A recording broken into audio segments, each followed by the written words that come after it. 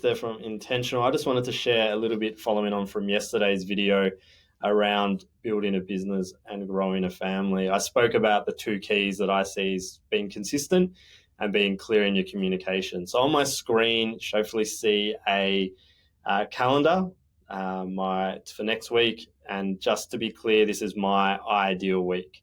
So both my business partner and my wife have spoken about and agreed to around the structure of this calendar, so it's clear on both parties exactly where I'm spending my time and the expectation of that, when I'll be at work, when I'll be home from work, when I'm available for internal meetings, external meetings, etc. So I'll run through this in a moment.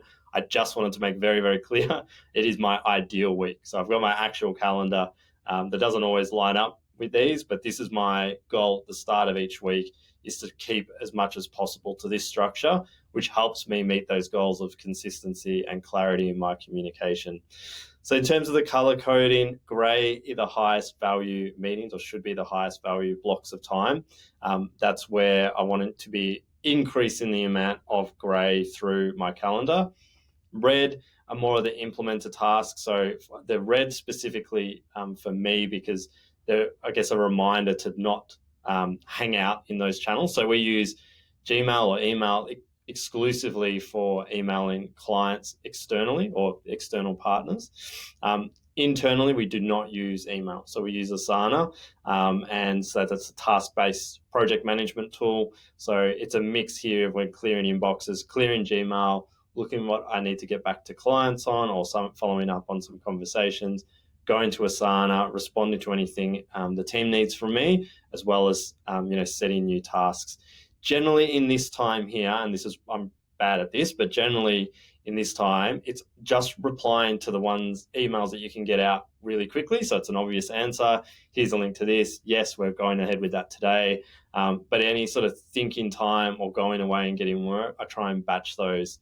And maybe I'll talk another time about the project management sort of hierarchy that I use in terms of batching tasks. You'll see here each morning we have a big rock time. So at the moment for me, this is around creating, so these videos. So that first 1 hour actually before I get into my inbox. So I find this hard, but generally it means I'm not getting into my day in terms of the work until about 9:30. Before that time in pink is just kind of sort of more of the soft tasks that I wanted to be doing and working on. So booking in leadership, that's the only way for me that I can make sure I keep the audiobooks. I am chronic at reading 60% of a book or 30% of a book, at reading like 5 at a time. So I actually book in a single book. So at the moment reading 25 Ways to Win with People. Blue is more of the implementation side, so the work that we're actually doing. You can see here in terms of the way I structure meetings, I try and have strategic or new business meetings in the morning, and then have more of the internal meetings or just the run through the checklist kind of whips, project management style meetings in the afternoon as much as possible. Monday and Wednesday to me, I'm pretty fiercely try and protect. Wednesday we have no meetings Wednesday internally, and on Mondays I just found if I don't get it under wraps in that first day, I find that I'm just playing catch up the rest of the week. So Monday to me is really, really important. Try and take lunch. Out of lunch, spend some time in Slack, just sort of that first little sluggish bit after your lunch, getting back into it. Find it fun getting in the team. That's when I've got good meme game. I don't want to burn all my creativity on my memes back up here, so that's why I'm trying not to go in Slack straight away. Try and do a daily review. To be honest, that's probably one I skip over, because this last batch of clearing inboxes generally goes for a bit longer.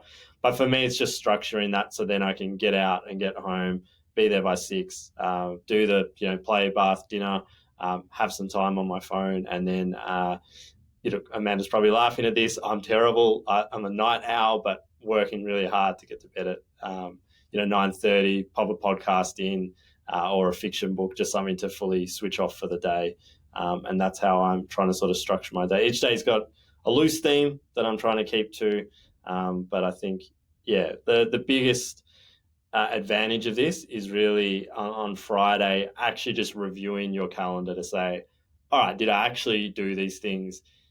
Yes, good. If not, why not? Generally, I'm in the if not, why not? Do I actually need to move things around? Like, is this too idealistic for where we're at right now as a business? Do I need to be spending more time?